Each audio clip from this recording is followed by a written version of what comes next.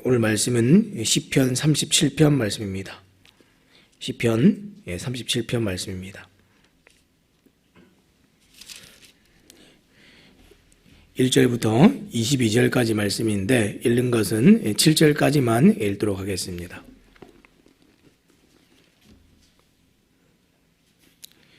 시편 37편 1절부터 7절까지 한 절씩 교독하겠습니다. 악을 행하는 자들 때문에 불평하지 말며 불의를 행하는 자들을 시기하지 말지어다.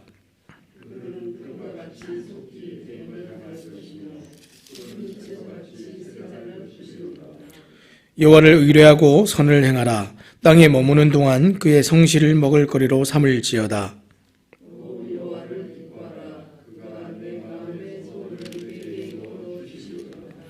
내 길을 여호와께 맡기라. 그를 의지하면 그가 이루시고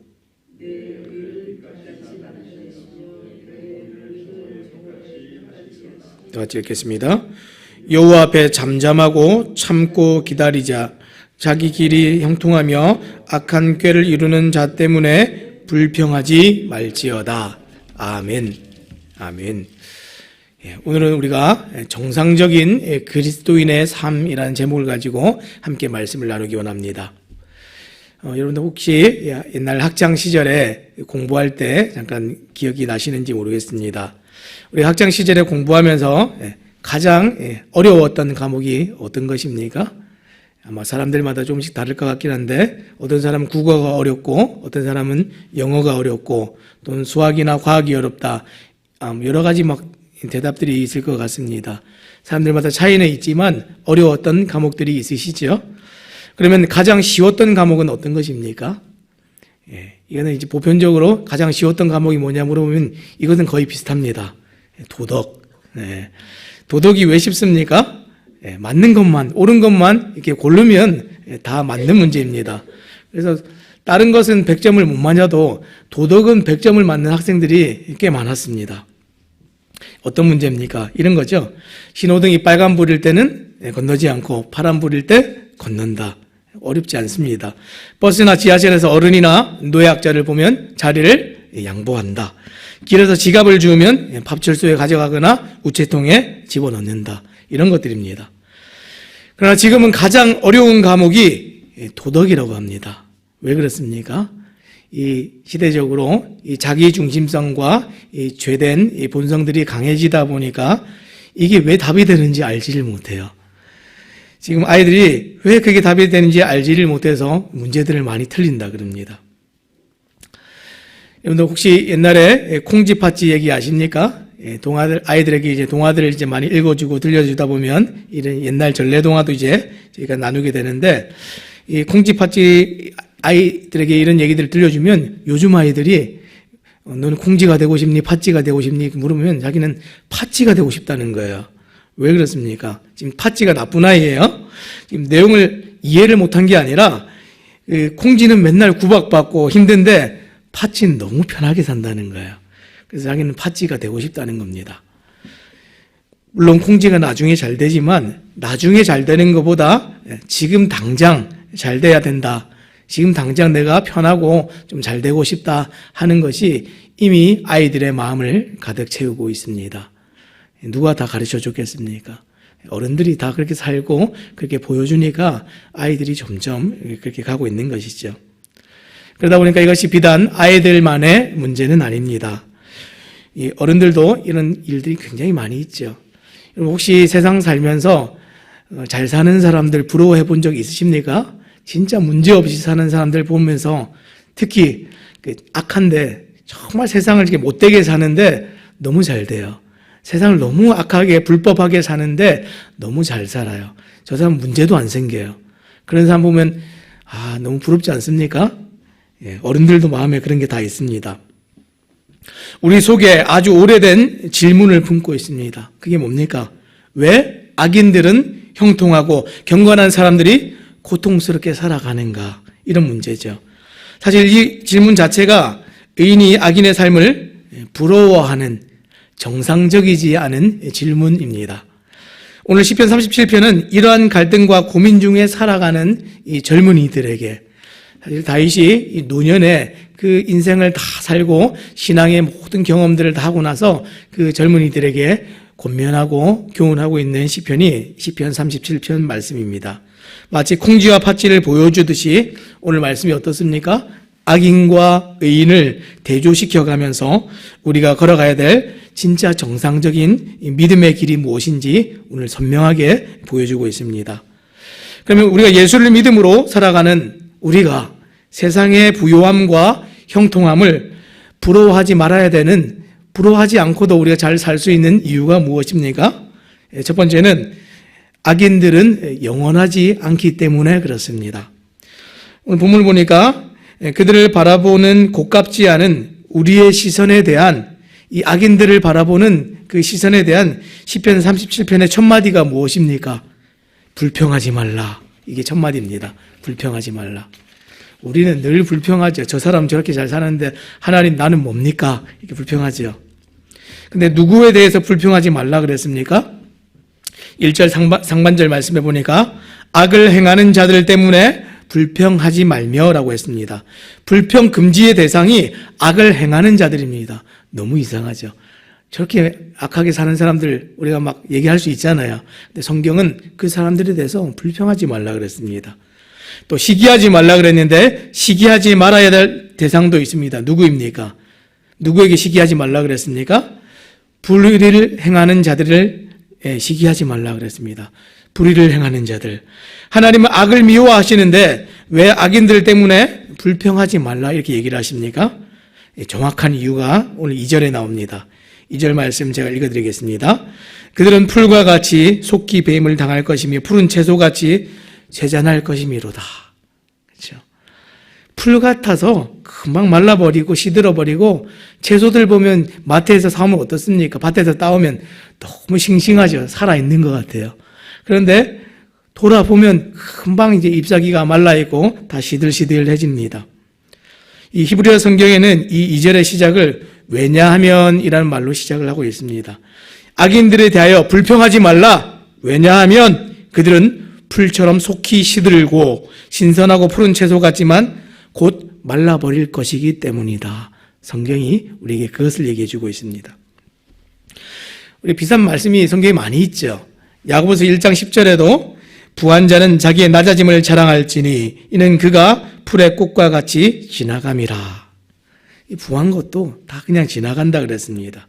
시편 90편 6절에도 푸른 아침에 꽃이 피어 자라다가 저녁에 시들어 마르나이다. 풀은 아침에는 이렇게 피는데 저녁이 되면 이미 다 말라 있다는 거예요.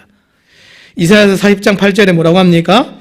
풀은 마르고 꽃은 시드나 우리 하나님의 말씀은 영원히 서리라 하라. 아멘. 악인의 형통은 어떻습니까? 시간이 지나면 다 쓰러지고 말라버릴 작은 풀 같은 아무것도 아닌 영광입니다. 성경이 진짜 우리에게 하고 싶은 말이 무엇이죠? 오늘 우리가 마지막에 읽었던 7절 말씀인데 제가 읽어드리겠습니다.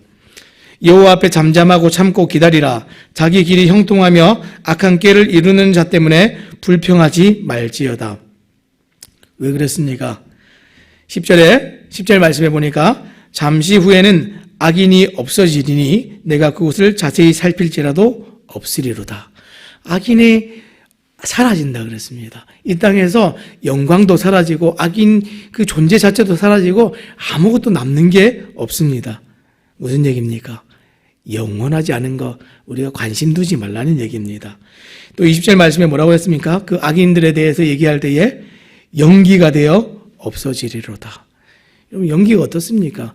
눈에 보이는 것 같고 막 잠시 뿌옇게 오는 것 같은데 조금 지나면 형체도 없습니다. 막 다 사라져 버립니다. 세상이라는 게 세상에 정말 사람들이 일궈 놓은 어떤 업적이나 성취라는 것들이 다 이런 것이죠. 다 누리고 소유한 것 같은데 영원하지 않으면 어떻습니까? 아무것도 아니라는 겁니다. 여러분 영원해야 진짜 가진 것이지 잠깐 가지다가 사라지면 그게 가진 게 아니죠. 여러분 누군가 우리에게 뭔가를 주고 나면 내가 영원히 내가 가지고 있어야 내 것이지 다시 주인이 도로 찾아가면 그게 내 겁니까? 내 게 아니죠.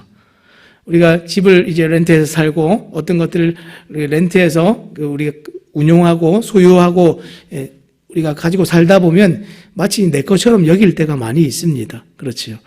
오늘 우리가 이제 살아갈 때에 요즘은 렌탈 문화가 많이 발달이 돼가지고 집에 있는 가전제품이고 뭐고 많이 이제 그렇게 있습니다. 그런데 어떻게 합니까? 시간이 지나면 그거를 다시 가지고 가죠. 우리 집에 있었는데 그게 이제 더 이상 존재하지 않습니다. 사용할 수도 없고 그 유익을 누릴 수도 없습니다. 세상에 있는 것들이 다 이렇습니다. 그러면 믿음으로 사는 우리가 세상의 부유함과 형통함을 부러워하지 않아야 되는데, 첫 번째가 우리가 영원하지 않기 때문에 관심 둘 필요도 없었다면, 사실은 진짜로 하고 싶은 얘기는 뒤에 나옵니다. 진짜로 하고 싶은 얘기가 뭡니까? 부러워하지 않고 불평하지 않고 관심 두지 않을 뿐 아니라 우리가 이제 해야 될 일이 있습니다. 이것은 하지 말아야 될 것이라면 우리가 정상적인 믿음 생활을 하면서 정상적인 반응을 하면서 사는 일에 있어서 반드시 해야 될 것들이 있는데, 그것이 무엇입니까? 하나님을 관심 두는 것입니다. 하나님께 우리가 주목하는 것입니다. 다윗이 진짜 얘기하고 싶었던 것은 이것입니다. 앞에서 우리가 영원하지 않은 악인들의 삶을 보며 하지 말아야 될 것을 나누었다면, 이제 진짜는 해야 될 것 어떤 것입니까? 성경이 진짜 우리에게 하고 싶은 것 똑같이 7절에 있습니다. 여호와 앞에 잠잠하고 참고 기다리라. 자기 길이 형통하며 악한 길을 이루는 자 때문에 불평하지 말지어다. 뒤에 나오는 내용들이요, 그 불평하지 말라 이런 내용이었다면, 하지 말라였다면, 이 7절의 상반절에 앞에 나오는 내용들이 하라 하는 내용입니다. 앞에서는 하라 하는 내용인데 어떤 내용입니까? 하나님께서 영원하시기 때문에 그 영원한 하나님을 관심 두는 우리가 해야 될 일이 있다는 것입니다. 어떤 것입니까? 세 가지를 얘기했습니다. 첫 번째가 여호와 앞에라는 표현이 나오고요. 두 번째가 잠잠하고라는 표현이 나오고, 마지막 세 번째로 참고 기다리라 하는 표현이 나옵니다. 악인들의 사는 모습을 보면서 우리의 시선이 어디로 가 있었습니까? 하나님께로 고정돼야 될 시선들이 자꾸만 분산되고 뺏기는 것이죠. 근데 하나님께 우리의 시선이 고정되면 사실은 악인들이 어떻게 살든지 그것이 눈에 들어오지 않고 정말 마음에 시기하거나 미워하거나 우리가 그것을 부러워하는 마음들, 불평하는 마음들 전혀 들지 않습니다. 다윗이 이 젊은이들에게 가르치는 인생의 또 믿음의 신앙의 비결입니다. 하나님께 고정되는 것. 3절 말씀에 그래서 뭐라고 얘기했습니까? 여호와를 신뢰하고 선을 행하라 그랬습니다. 3절과 4절은 계속 하라 하는 이 명령의 연속인데, 신뢰하라, 행하라, 거하라, 간직하라, 기뻐하라, 자꾸 지금 다 하라는 내용들입니다. 여호와의 눈앞에 서서 사는 것은 어떤 것입니까? 그분을 의식하면서 사는 것입니다. 여러분, 누군가 의식하면서 사십니까? 특히 우리나라 문화들은 지금 체면 문화다 보니까 다른 사람 의식 많이 하죠. 우리가 안 한다 하면서도 집에 손님이 오거나 누가 오거나 이제 아니면 누구를 만나거나 공식적인 자리에 나가거나 하면 너무 신경이 많이 쓰입니다. 그렇죠. 옷을 하나 입는 것도 그렇고, 우리 가정에 누가 오면 집을 막 청소하고 치우고 사실 와서 안 볼 건데도 불구하고 막 다 정리를 하게 됩니다. 그게 의식하는 겁니다. 여러분, 하나님을 의식하면서 살면 어떻게 하겠습니까? 하나님께서 무엇을 보시겠는가? 무엇을 관심 두시겠습니까? 내 삶을 무엇을 평가하시겠는가? 하나하나 생각하지 않겠습니까? 이게 하나님 의식하면서 사는 것입니다. 여호와의 눈앞에서 사는 것은 그분을 의식하는 겁니다. 그래서 여호와를 신뢰한다는 것은 또 어떤 것입니까? 그분의 뜻과 바람을 따라서 살아가기를 원하는 것. 이게 신뢰하는 겁니다. 그분이 원하시는 것, 그분이 정말 좋으신 분이고 그분이 정말 우리를 정말 기뻐하시는 분이라는 걸 알아서 그분이 원하는 대로 살고 싶어하는 마음이 생겨나는 것이지요. 이게 여호와 앞에서 살아갈 때 생겨나는 연속적인 반응들입니다. 그래서 어떻게 살아갑니까? 눈앞에 사니까 그분 뜻대로 살고 싶고 정말 그분 마음에 들고 싶어서 그분을 신뢰함으로 살고, 그분이 원하는 대로 사는 것, 내가 원하는 것과 달라도 그분이 정말 신뢰할 만한 분이기 때문에 그것을 선택해 보는 것, 그리고 그것을 따라 살 때에 이것을 뭐라고 얘기합니까? 오늘 성경이 선을 행하는 것과 똑같은 것이다 그랬습니다. 선한 일의 구체적인 태도는 또 어떻게 해야 됩니까? 성실함으로. 지금 오늘 말씀에 뭐라고 얘기하냐면 성실함으로 먹을거리로 삼을지어다 이렇게 얘기를 했습니다. 믿음으로 세상을 살아가는 사람들의 먹을거리, 양식이 무엇입니까? 성실하게 살아가는 것, 이걸 먹을거리로 삼아라 그랬습니다. 세상은 그렇게 안 살아요. 어떻게 하든지 불법함으로 유익을 취하고 편법으로 내가 정말 어떤 그 경제적인 이득을 얻어낸다면 우리는 그것과 관계없이 하나님이 원하시고 하나님이 보시기 때문에 정말 성실함으로 의를 행하는 삶을 살아야 된다. 이것이 성경이 믿음으로 살아가는 사람들에게 요구하는 것들입니다. 이게 정상적인 것이죠. 근데 우리가 믿음으로 산다 하면서도, 믿음이 있다 하면서도 살아갈 때는 전혀 다르게 살아가요. 내 안에 계신 예수를 의식하지 않고 살아가니까 어떻습니까? 사랑도 없고 거룩도 없고 경건도 없이 살아가는 것입니다. 정상적이지 않은 삶입니다. 그리고 4절 말씀에 또 뭐라고 얘기했습니까? 여호와를 기뻐하라. 어떻게 기뻐합니까? 기뻐하는데 마음껏 기뻐하라 이렇게 얘기를 했습니다. 마음껏 기뻐하라. 여러분, 마음껏 기뻐하는 게 어떤 것입니까? 이것도 명령형인데 유쾌하고 즐겁게 축제를 즐기듯이 기뻐하라. 축제를 즐기듯이. 신앙생활을 하는데 정말 도살장에 끌려가는 사람처럼, 이 목에 목줄이 매여서 끌려가는 사람처럼 그렇게 신앙생활을 하는 사람들이 있습니다. 또 주일인데 교회 가야 되는데, 오늘 구역 모임 또 나가야 되는데, 뭐라고 핑계를 댈까? 그렇게 신앙생활 하는 게 아닙니다. 정말 기뻐서, 정말 우리가 예배하는 것이 너무나 즐거워서 축제를 즐기듯이 그런 기쁨 여러분들 가운데 있으십니까? 여호와를 최대치로 기뻐하는 삶이 우리 삶 가운데 있으십니까? 이것이 여호와 앞에서 살아가는 삶입니다. 이것이 우리가 세상을 바라보면서도 부러워하지 않은 비결입니다. 예수를 소유하고 사는 삶, 누구랑 사는지 우리가 기억하시기 바랍니다. 오늘 누구랑 살고 계십니까? 여러분, 누구랑 사는지에 따라서 우리의 삶의 형태가 완전히 달라집니다. 우리가 이 자녀들이 부모님과 살 때, 그 부모님의 권위 아래 살 때 그 생활이 있고, 부모님을 떠나서 독립하며 살면 삶이 또 달라집니다. 결혼을 해서 또 다른 배우자를 만나면 생활이 또 달라집니다. 두 사람만 살다가 아이가 태어나면 생활이 또 완전히 또 달라집니다. 우리가 새로운 사람이 가정에 만나고 들어와도 삶이 이렇게 달라지는데, 예수가 우리 삶에 들어오고 하나님의 우리 삶을 관장하시고 하나님을 의식하며 하나님 눈앞에 살아가는 사람들이 왜 그렇게 세상을 부러워하면서 살아갑니까? 그렇게 살 수가 없는 것이죠. 그때는 우리가 우리의 믿음을 점검하고 돌아보고 이것이 이상하다라고 생각하는 것이 옳습니다. 정상적이지 않은 삶이기 때문에 그렇습니다. 이렇게 살면 어떻게 합니까? 두 번째는 잠잠하고 그랬습니다. 불평하지 않고 시기하지 않는 것과 잠잠한 것은 같아 보입니다. 저 사람 보면서, 악한 사람 보면서 불평하지 않고 내가 가만히 있는 것 똑같아 보이죠. 근데 잠잠하라 하는 이것은 명령입니다. 잠잠하라 하는 이것은 그것과 같은 것이 아닙니다. 이것은 좀 더 적극적인 반응입니다. 감정을 그저 억누르고 참는 것이 아니라 잠잠하라 하는 것, 이것 자체가 하나님께 우리의 눈을 돌리고 시선을 돌리고 믿는 것입니다. 신뢰함으로 기다리는 것, 이게 진짜 잠잠하라 하는 것입니다. 5절 말씀에 내 길을 여호와께 맡기라, 그를 의지하라, 그가 이루시고 그랬습니다. 여러분, 하나님을 진짜로 의지하면 그때는 내 손 다 놓는 겁니다. 맡기는 겁니다. 저 사람 보면서 내가 뭔가를 해야 될 것 같고, 저 사람 저렇게 사니까 나도 노력하거나 저 사람을 본받아서 불법을 행해야 될 것 같은 그런 때가 있지 않습니까? 하나님은 그것을 원치 않으십니다. 하나님이 원하시는 대로 하기 원해서는 하나님께 모든 걸 맡겨드리는 것이 진짜 하나님께 원하는 것입니다. 맡기다라는 말은 돌을 굴려버리다라는 것처럼 자기 손에서 모든 것을 놓는 것입니다. 돌을 굴리면 밀어버리고 나면 굴러가지 알아서, 그게 진짜 의지하는 것입니다. 우리의 의지도, 믿음으로 살아가는 일들도 이렇게 돼야 됩니다. 의심하지 않고 확신으로 충만한 상태, 그게 완전히 놓는 것입니다. 온전히 자기의 길을 하나님께 맡긴 자의 최종 상태가 무엇입니까? 마지막에 가면 무엇이 있습니까?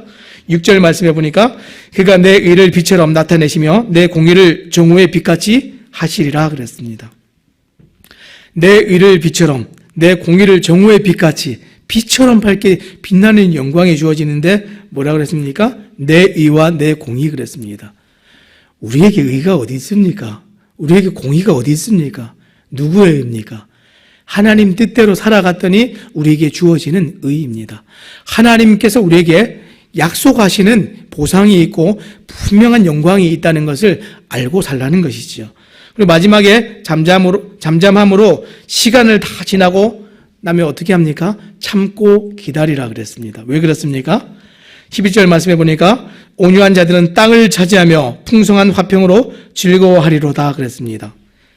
온유한 자들이 누굽니까? 우리는 온유한 자들이 정말 마음에 착해서 정말 화내지 않고 이런 자들을 온유하다 이렇게 생각합니다. 근데 불평으로 반응하지 않은 자들, 그 사람들을 얘기합니다. 이 얘기는 아무 우리가 분냄이 없이 감정 없이 살라 그런 얘기 아닙니다. 그 되지 않는 얘기지요. 우리가 사람들 보면서 불의한 거 보고 불법한 거 보면서 화 안 내는 것 할 수 없습니다. 우리의 성정상 화내죠. 근데 어떻게 합니까? 불평하지 않는다는 것은 하나님을 신뢰함으로 우리가 그 순간을 참아내는 것입니다. 그게 온유한 삶입니다. 그 사람들에게 무엇이 예비되었습니까? 땅을 주신다 그랬습니다. 기업을 주신다 그랬습니다. 그래서 16절 말씀에 의인의 적은 소유가 악인의 풍부함보다 낫도다. 왜 그렇죠? 악인의 것은 아무리 많이 가져도 결국엔 다 사라집니다. 근데 우리의 소유가 어떻습니까? 조금 가져도 영원하죠. 하나님이 주시는 거기 때문에 귀한 것입니다. 하나님께서 약속하신 것이기 때문에 그것은 절대로 별 볼 일 없는 것이 아닙니다. 우리가 오늘 말씀을 돌아보고 기억할 때에 우리가 이 땅을 살아갈 때에 악인들이 불법한 사람들이 형통하고 잘 사는데 우리가 그것을 보면서도 부러워하지 않을 이유가 무엇입니까? 그들은 영원하지 않고 우리 하나님은 영원하시기 때문입니다. 그들은 가질 수 없는 것을 하나님께서는 영원히 우리에게 가지게 하시기 때문입니다. 어떻게 합니까? 우리의 모든 관심과 우리의 모든 시선을 하나님께 둠으로 살아갈 때 가능한 삶인 줄로 믿습니다. 오늘 하루를 살아가실 때에 우리의 관심이 분산되십니까? 믿음으로 살아가는 일에 정말 정상적이지 않은 반응들이 나타나고 정상적이지 않은 삶의 균형이 무너지는 일들이 우리에게 있습니까? 팥찌가 더 좋아 보이십니까? 하나님의 말씀에 돌아가서 우리의 시선을 하나님께 둠으로 이것이 정말 충만한 기쁨이 되시기를 우리 주님의 이름으로 부탁드립니다. 기도하겠습니다.